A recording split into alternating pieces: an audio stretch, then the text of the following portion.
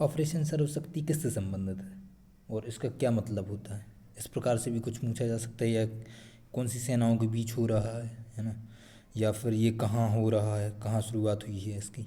तो पाकिस्तान की ओर से सक्रिय आतंकी गतिविधियों को नाकाम करने के लिए भारत के द्वारा ही, है ना, जिसमें भारतीय सेना पार्टिसिपेट कर रही है, ऑपरेशन सर्वशक्ति उसकी शुरुआत की गई है। और ये कहाँ पे हो रही है? ये पीर पंजाल पर्वतमाला के दोनों किनारों पर होने वाली आतंकी गतिविधियों को संयुक्त आतंकवादी विरोधी अभियानों के जरिए विफल करेगी। कहाँ पे? पीर पंजाल की पर्वतमाला पे जो आतंकवादी गतिविधियाँ होती हैं, है ना, पाकिस्तानी आतंकवादियों के द्वारा, उससे निपटने के लिए ऑपरेशन सर्वशक्ति की शुरुआत की गई है। ये और ये कहाँ की गई है? भारत की सेनाओं के द्वारा की गई है।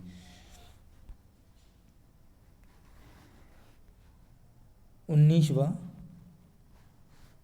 गुटनिरपेक्ष आंदोलन शिखर सम्मेलन कहाँ आयोजित किया गया है? 19वां। तो ये पूछा जा सकता है कि जो भी शिखर सम्मेलन हुआ है, गुटनिरपेक्ष आंदोलन शिखर सम्मेलन, ये कितने नंबर का है, या ये कहाँ हुआ है? तो गुटनिरपेक्ष आंदोलन के सदस्य देशों का 2 दिन का 19वां शिखर सम्मेलन 19 और 20 जनवरी को युगांडा की राजधानी कंपाला में आयोजित किया गया है। कहाँ की राजधानी? युगांडा की राजधानी। ये भी पूछा जा सकता है कि युगांडा कहाँ पे है, या कंपाला किसकी राजधानी है। और इसमें भारत की ओर से किसने पार्टिसिपेट किया? तो इसमें भारत की ओर से भारत के विदेश मंत्री डॉक्टर एस जयशंकर प्रसाद ने पार्टिसिपेट किया।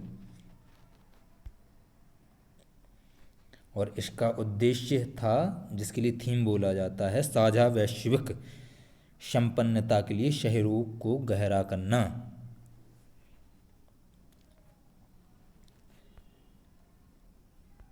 भारत में बोइंग के सबसे बड़े परिसर का उद्घाटन कहाँ किया गया है?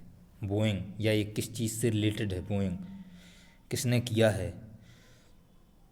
तो 19 जनवरी 2024 को कर्नाटक के बेंगलुरु में प्रधानमंत्री नरेंद्र मोदी ने, ये भी बन सकता है कि किसने किया है, प्रधानमंत्री नरेंद्र मोदी ने नए अत्याधुनिक Boeing India engineering and technology centre BIETC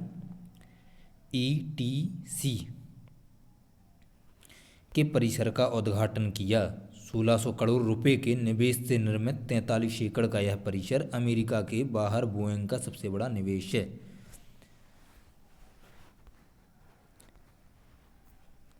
अभी पहलवान रवि दहिया चर्चा में थे। ये किस चीज़ के कारण चर्चा में थे? तो इन्होंने क्या किया था कि जो टोक्यो ओलंपिक में रजत पदक जीता था, ये Ravi Kumar Dahiya grand prix de France Henri Deglane 2024 कुश्ती टूर्नामेंट में कांस्य पदक जीतने के कारण चर्चा में रहे। इन्होंने टोक्यो ओलंपिक में रजत पदक जीता था।